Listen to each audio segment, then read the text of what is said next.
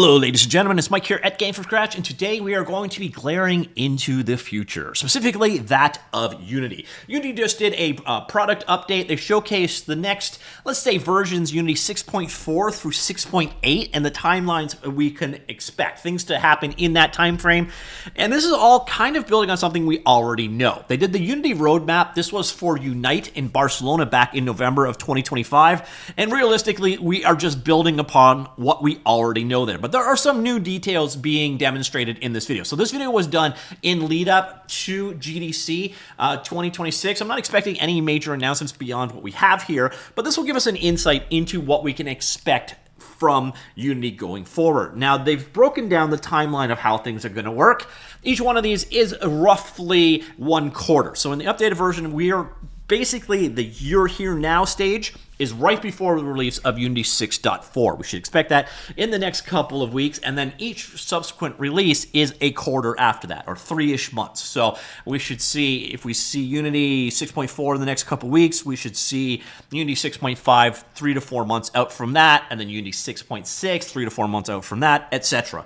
And we got an idea of what to expect in each one of these releases as we come. We're going to start things off with the world of graphics, though, because graphics are, well, they're always the most exciting thing. And I actually did a video about this recently about the consolidations of the pipelines. In some ways, you can think of it as the burp, or the built-in render pipeline, and the HDRP are more or less dead. Now, the burp is dead. The built-in render pipeline is actually being deprecated in Unity 6.5, and then ultimately should be removed a few versions after that. No promises that that's actually going to happen, but that is the intention. In Unity 6.5, the built-in render pipeline is effectively going to be in deprecation for removal later on. Now, HDRP, it isn't quite so drastic, as the HDRP is still going to be supported. It's just not going to be developed any further. So in the next release, we're going to have HDRP for the Switch 2. And that is basically the end of the HDRP. Going forward, the one ring to rule them all is the URP. The Universal Render Pipeline is going to now live up to its name as Universal. So how are they going to solve this? So originally the idea behind HDRP was to bring console graphics quality in, whereas the built-in pipeline was more for like mobile legacy devices. Well, the Universal Render Pipeline is going to have to support a broad swath of hardware, and it's going to get some new graphical capabilities to pull this off. Now, the big one that they've showed off in this GDC run-up video was SCGI, or Surface Caching Global Illumination. This is their new Global Illumination system. They described it as using a cascading cell grid structure that then casts a number of rays using ray traces out to determine how lighting should happen. Basically, it's a real-time global illumination system, and the whole idea behind it should be it just works, and it should give you solid performance as a result. The other one we have here, so again, when I say solid performance as a result, this should actually work not only on consoles and desktops, but also on mobile devices as well. Also, web GPU and the web platforms in general are built on the URP as well. So hopefully every platform should advantage from this kind of stuff. That's the nice thing about going towards a universal approach to the pipelines. So when are we going to see SCGI? Well, that is slated to come in Unity 6.7. The other thing we've got coming up is PSO caching, or Pipeline State Objects. Yeah, not an incredibly intuitive acronym there.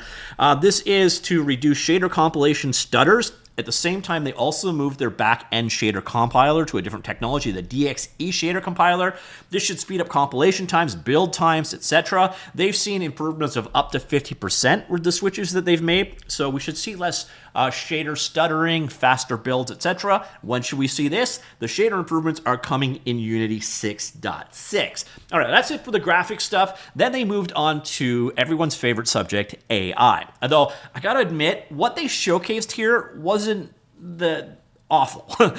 So the first thing they showcased there was new seed generation. So you can actually point it at a folder of assets. So here is, bleachers and tracks and so on. Now go build me a racetrack. And that's kind of the idea behind it. So it's not generating these assets. It's using your assets that you're pointing it at, but it's composing scenes out of them. So scene composition or scene generation is the one feature they highlighted. Another one, and this one is actually pretty sweet, is on terms of profiling. So they've got the profile and capture frame data. You can profile stuff now, but if you don't know how to read that data, it's kind of useless. And it is daunting when you first look at that data. Well, now what you're going to be able to do is point AI at it and say, why is it slow here? And how can I improve that? I don't know how well it's actually going to work, but that is a pretty intriguing use.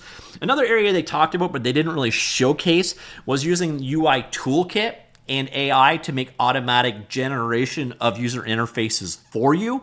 And then another cool thing that they've actually got here is this annotation system, so you can draw. So their version of it was they drew a path out and said, okay, generate trees along these paths. But you could also use it for annotating the screen and saying, what does this button do in Unity? That kind of thing. So it's a way of doing visual feedback to the AI system.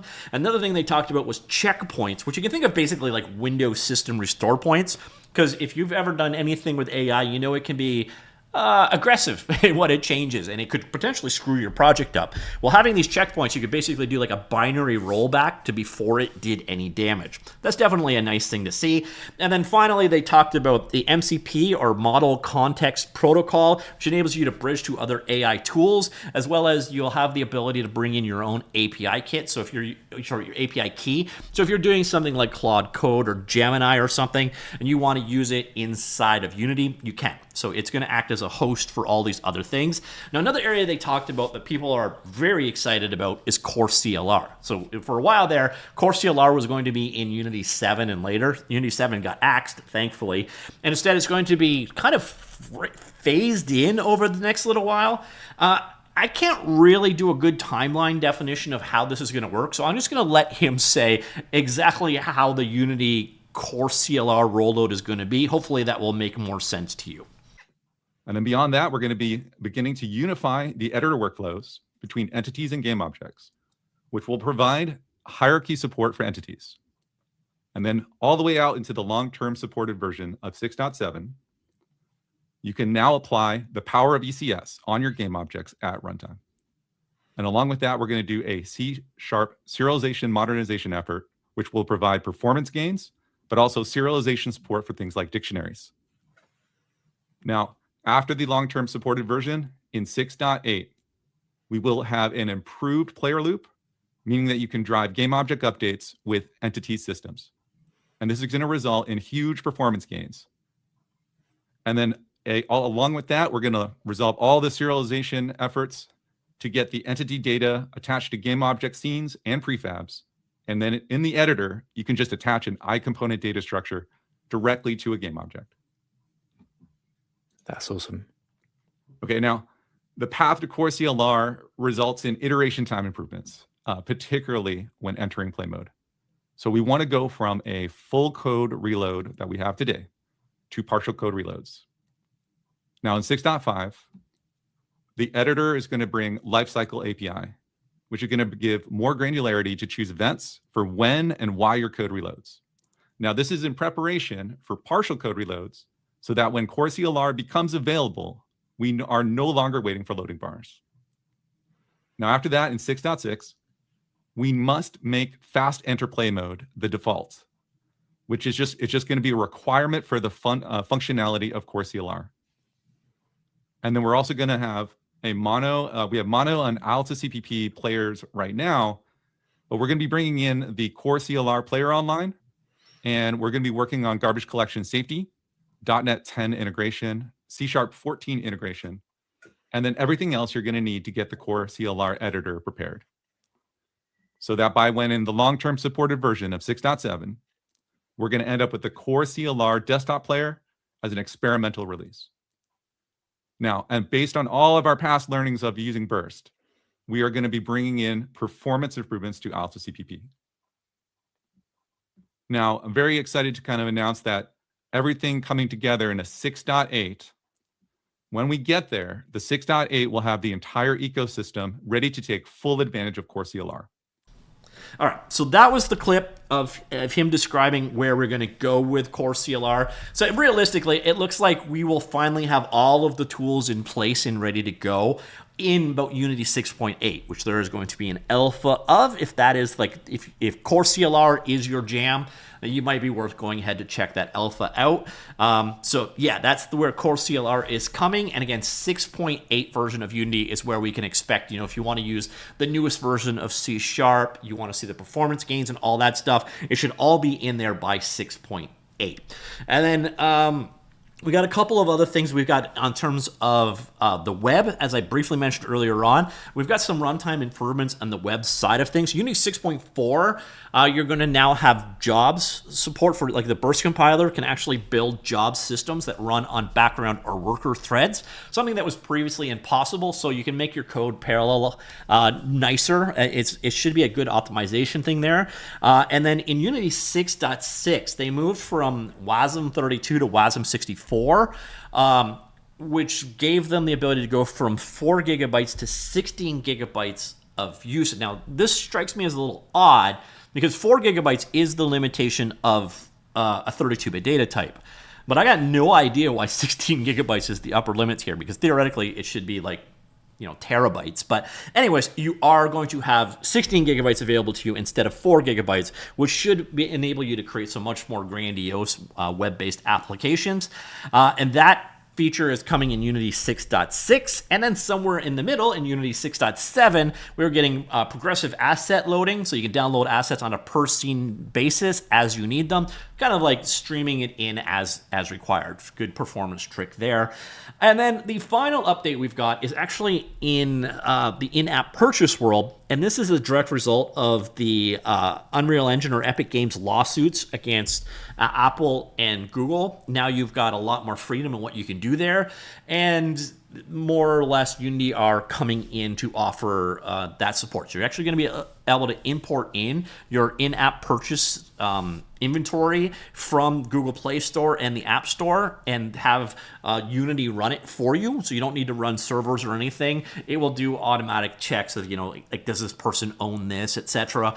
And then on top of that, something they're now offering, which is kind of interesting, is if this stuff's not going to be on the App Store anymore, how the heck are you going to sell it?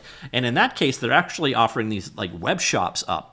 So basically a template web shop that you can do and use to offer your own in-app purchases and so on. And you can get away from that 30% fee that Apple and Google are currently charging. And that, in a nutshell, is that. That is what you can expect from Unity 6.4 through to the near future. So we're looking at 6.8 as like that point where we're going to see CoreCLR and Universal Render Pipeline being the one true pipeline, and the new Global Illumination system, etc. But we can see the path we take to get there. So let me know what you think. Comments down below. I will talk to you all later. Goodbye.